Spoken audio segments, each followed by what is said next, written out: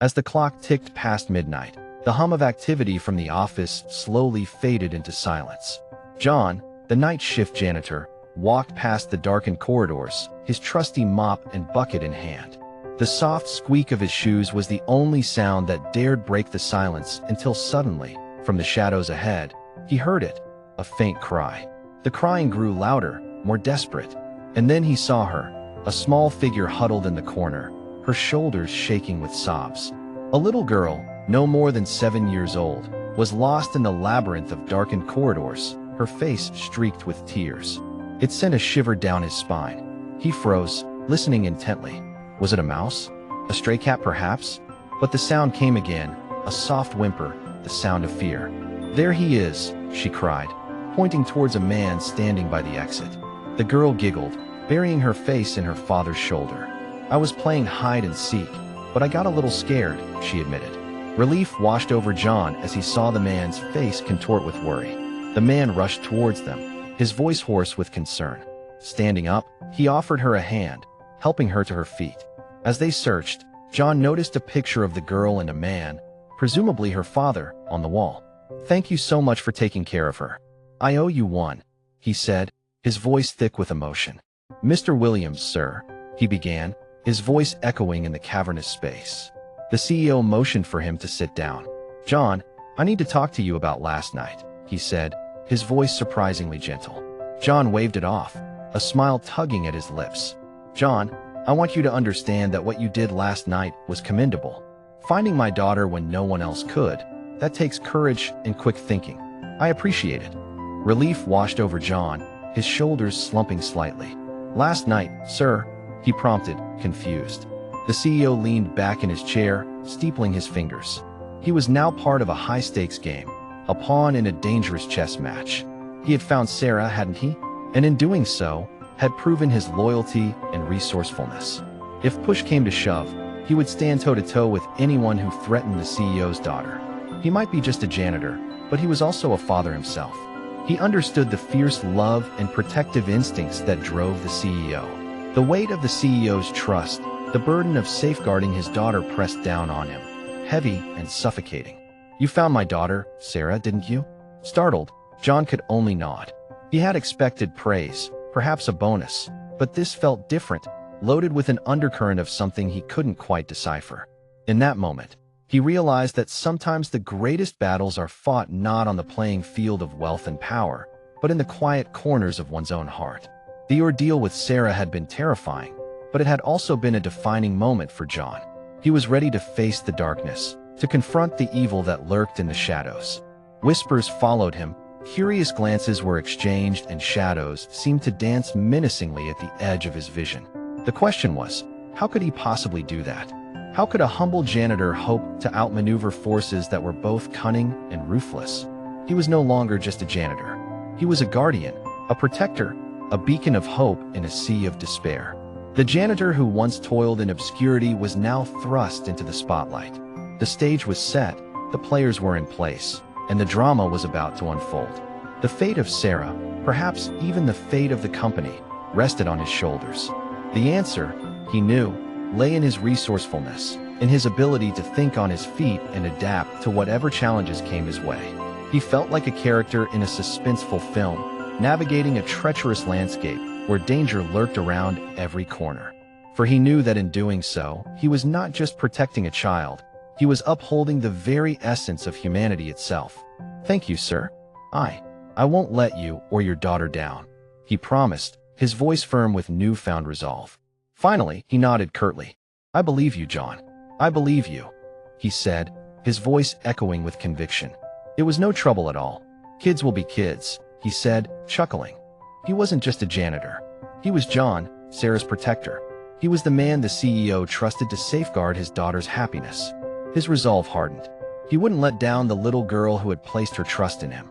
He wouldn't let down the CEO or himself. I didn't know your number, sir," he stammered. The familiar hallways seemed to close in on him. The once comforting surroundings now felt like a gilded cage. So why should he expect anything less from those who sought to harm his own? Doubts and fears threatened to engulf him, whispering insidious suggestions in his ear. Was he really up to the task? Was he merely a pawn in the CEO's grand scheme of things?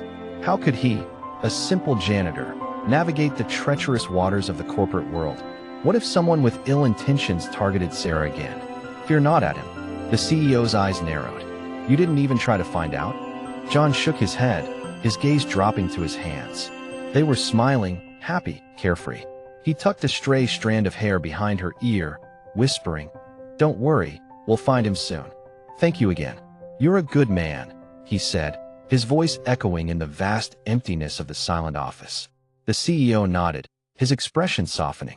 "However, there's something else I need to discuss with you." John's heart skipped a beat. What else could he possibly want? He had done his job, not just as a janitor, but as a protector of the innocent. No matter who is involved, no matter how powerful they are, if anyone dares lay a finger on her, I will destroy them. The sheer force of the CEO's words shook John to his core. "My daughter is my world, John. If anything ever happens to her, I wouldn't hesitate to move heaven and earth to find the person responsible." Turning around, he fixed John with a piercing stare. "Do you understand what I'm saying?" John had become accustomed to the routine. Clean, polish, repeat. Day in, day out, his life followed a predictable rhythm. It was about protecting her, no matter the cost. That was until the incident with Sarah. The next morning, the office buzzed with activity. The familiar hum of computers, the murmur of voices, the clatter of keyboards. The very same man whose daughter he had found the previous night. The room was a testament to wealth and power. John stared, mesmerized by the panoramic view of the city below. But his attention was soon drawn to the man seated behind the massive desk. Mr. Williams, the CEO, was looking at him expectantly. Curiosity and apprehension battled within him. What did Mr. Williams want with him? His unease grew as he stood outside the imposing oak door.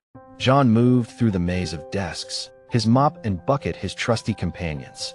"Come on, let's go find him." The girl nodded, clutching his finger tightly. Together they started their search, John comforting and reassuring the frightened child. Curiosity and concern battled within him.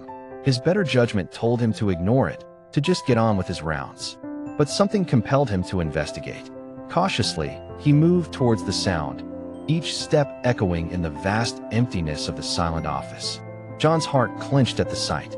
Fear must have consumed her, making her parents think she had vanished. He quickly made his presence known.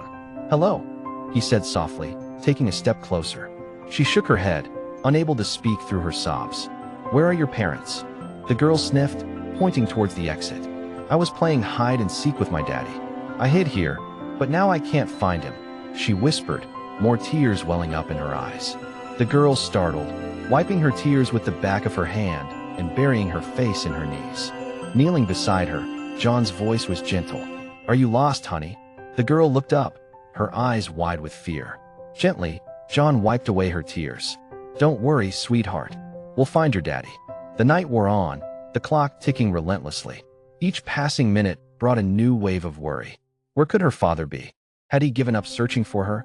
They retraced their steps, hoping to catch up with her dad before the night shift ended. Suddenly, the girl stopped, her eyes widening. "Sarah, where have you been?"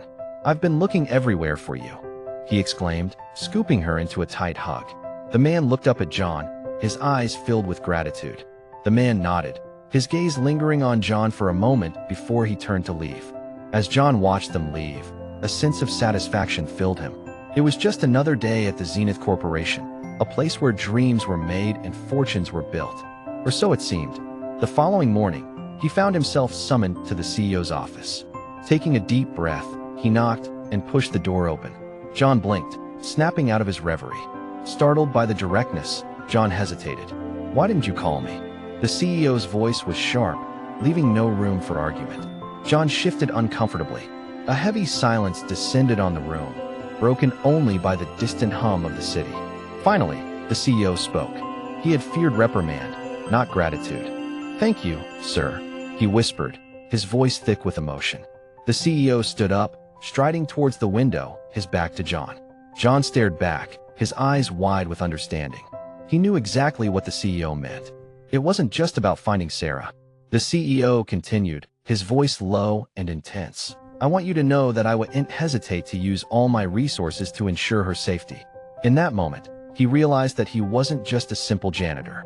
But amidst the fear, a spark of determination ignited within him. As the meeting drew to a close, John nodded solemnly, committing the CEO's words to memory. The CEO scrutinized him for a long moment, gauging his reaction, searching for any sign of weakness. And with that, the meeting ended. The CEO dismissed him with a wave of his hand, leaving John to grapple with the magnitude of the task before him. He left the CEO's office, his steps heavy with the weight of his new responsibility. He had seen firsthand the lengths to which people would go to protect their own. Suddenly, he stopped dead in his tracks. With newfound determination, John straightened his shoulders and squared his jaw.